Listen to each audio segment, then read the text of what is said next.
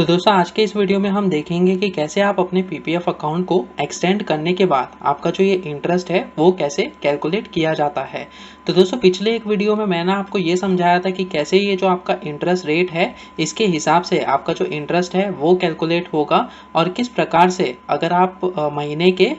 5 तारीख से पहले आप अगर डिपॉजिट करते हो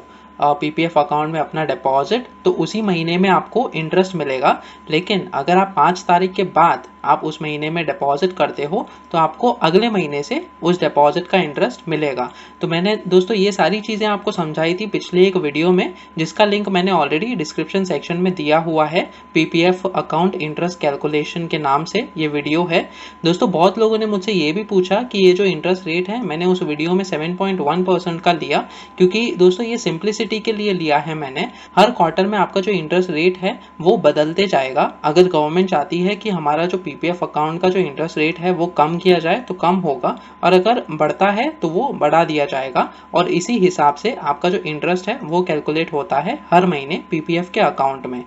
तो दोस्तों इस वीडियो में हम देखेंगे कि कैसे आपका जो पीपीएफ अकाउंट है उसको एक्सटेंड करने के बाद आप अपना इंटरेस्ट कैलकुलेट कर सकते हो। तो दोस्तों पहली चीज़ तो ये है कि पीपीएफ अकाउंट जो है वो 15 साल तक के लिए है। अब 15 साल के बाद आपके पास दो ऑप्शन है, या तो आप अपना पीपीएफ अकाउंट क्लोज करके आपका जो टोटल बैलेंस है वो निकाल सकते हो, या फिर आप अपना पीपीएफ अकाउंट एक्सटेंड कर सकते हो और 5 साल तक के लिए। तो दोस्तों ये रूल है कि अगर आप अपना पीपीएफ अकाउंट एक्सटेंड करते हो और 5 साल तक के लिए तो आपको दो ऑप्शन में से एक ऑप्शन चूज करना होगा कि आपको डिपॉजिट के साथ पीपीएफ अकाउंट एक्सटेंड करना है या फिर बिना डिपॉजिट के साथ पीपीएफ अकाउंट एक्सटेंड करना है। तो दोस्तों आज की इस वीडियो में हम एग्जांपल के तौर पे ये देखेंगे कि अगर आपका बैलेंस जो है वो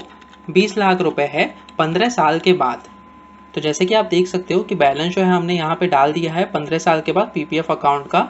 20 लाख रुपए, और आपका पीपीएफ अकाउंट मैच्योर हो गया है। अब आपके पास दो ऑप्शन है, या तो आप पूरा पैसा निकाल सकते हो या फिर आप अपना पीपीएफ अकाउंट एक्सटेंड कर सकते हो। तो हम इस वीडियो में देखेंगे कि कैसे पीपीएफ अकाउंट एक्सटेंड करने पे अगले 5 साल तक के लिए कैसे आपका इंटरेस्ट कैलकुलेट होगा। तो दोस्तों एग्जांपल के तौर पे मैं क्या करता हूँ कि अगर समझिए आप अप्रैल के महीने में हर साल के लिए, जैसे कि 5 साल के लिए आप अपना पीपीएफ अकाउंट एक्सटेंड करोगे, तो हर साल अप्रैल के महीने में अगर समझिए आपने 1 लाख की राशि जो है वो डिपॉजिट की है। दोस्तों हमने पिछले वीडियो में ये भी देखा कि अगर आप अप्रैल के महीने में अपना पूरा डिपॉजिट करते हो, जो कि लिमिट है 1.5 लाख रुपए, हर साल पीपीएफ अकाउंट में आप डिपॉजिट करके अपना इनकम टैक्स भी बचा सकते हो और आराम से अपना इंटरेस्ट जो है वो भी आप इंटरेस्ट कैलकुलेशन का बेनिफिट ले सकते हो। तो मैक्सिमम डिपॉजिट जो है वो 1.5 लाख तक कर सकते हो आप सालाना, और अप्रैल के महीने में अगर आप पूरा डिपॉजिट करते हो तो सबसे ज़्यादा इंटरेस्ट मिलता है दोस्तों आपको उस फाइनेंशियल ईयर के लिए।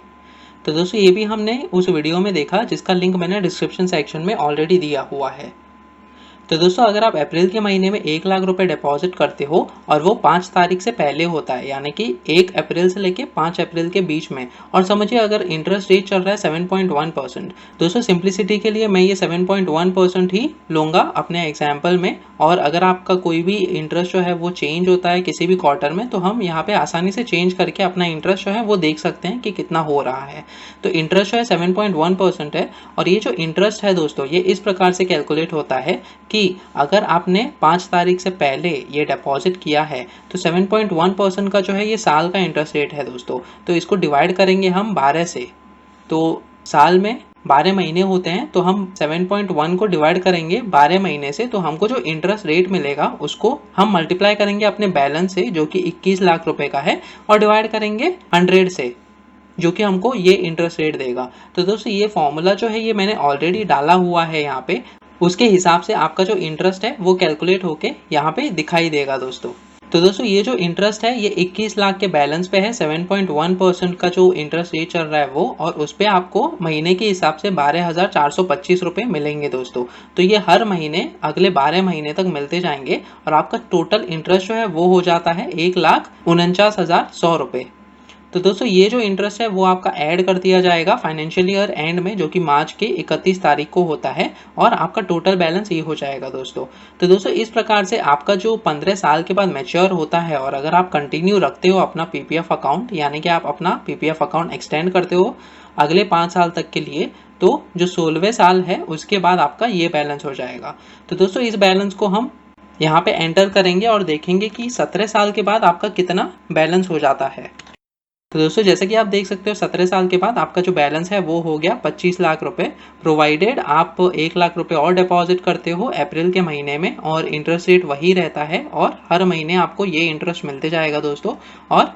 स्पेसिफिक जो अमाउंट है, जो बैलेंस है, वो होता है आपका 25,15,886 रुपये। तो दोस्तों इसी प्रकार से हम जल्दी से 20 साल तक के लिए कितना अपना बैलेंस होता है वो भी कैलकुलेट कर लेते हैं। हमें ये वाला जो बैलेंस है वो हमें यहाँ पे डालना होगा।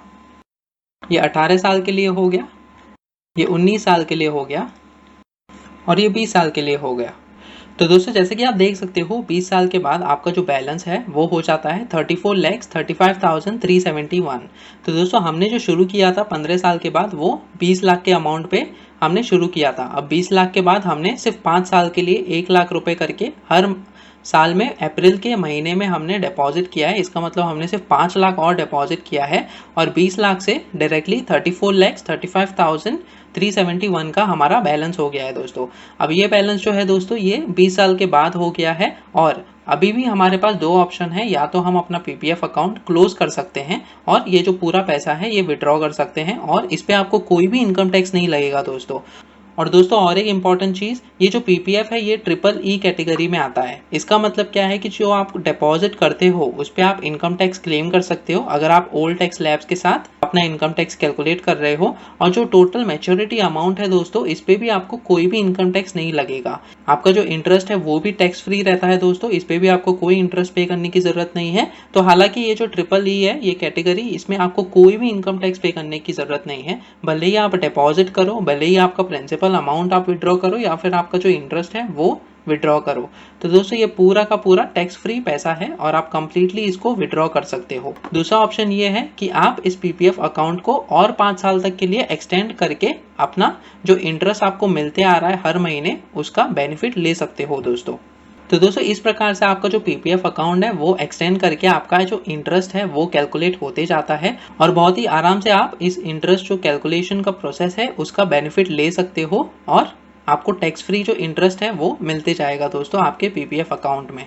दोस्तों अगर आपको ये इंटरेस्ट रेट का जो कैलकुलेशन है, फॉर्मूला जो है इसका, वो अगर आपको समझ में नहीं आया तो मेरा एक दूसरा वीडियो है जिसका लिंक मैंने ऑलरेडी डिस्क्रिप्शन सेक्शन में दिया हुआ है जो कि पीपीएफ के रिलेटेड ही है दोस्तों। उसमें मैंने आपको ये हर एक कॉलम की जो इम्पोर्टेंस है वो समझाया है और ये बताया है कि हर एक कॉलम का क्या इंपॉर्टेंस है और किस प्रकार से वो अपना रोल निभाता है आपके इंटरेस्ट कैलकुलेशन में। दोस्तों मैंने आपको और एक वीडियो में ये भी समझाया कि कैसे आप अपना इनकम टैक्स कैलकुलेट कर सकते हो फाइनेंशियल ईयर 2020 और 21 के लिए। उसमें मैंने आपको ये समझाया दोस्तों एक्सेल शीट के द्वारा कि कैसे आप अपना income tax old tax slabs और न्यू टैक्स स्लैब्स को लेकर कैलकुलेट कर सकते हो और अगर आप कंफ्यूज हो तो किस प्रकार से आप अपना डिसीजन ले सकते हो कि आपको ओल्ड टैक्स स्लैब्स चूज करना चाहिए या न्यू टैक्स स्लैब्स चूज करना चाहिए अपना इनकम टैक्स कैलकुलेट करते समय। दोस्तों और एक वीडियो में मैंने आपको ये समझाया कि कैसे आपका जो सेविंग्स अकाउंट है उसमें आपका डेली इंटरेस्ट जो है वो कैलकुलेट होता है। तो दोस्तों आप वो वाला वीडियो भी देख सकते हो। ये सारे वीडियोस के लिंक मैंने डिस्क्रिप्शन सेक्शन में दिए हुए हैं दोस्तों इसी प्रकार से मैंने सीनियर सिटीजन्स के लिए जो सीनियर सिटीजन सेविंग स्कीम है उस स्कीम में कैसे आपका इंटरेस्ट जो है वो कैलकुलेट होता है और किस प्रकार से एवरी क्वार्टर आपको वो जो पैसा है जो आपने डिपॉजिट किया है वो मिलते रहेगा इंटरेस्ट के साथ, वो भी आपको मैंने समझाया है और एक वीडियो में जिसका लिंक मैंने डिस्क्रिप्शन सेक्शन में दिया हुआ है।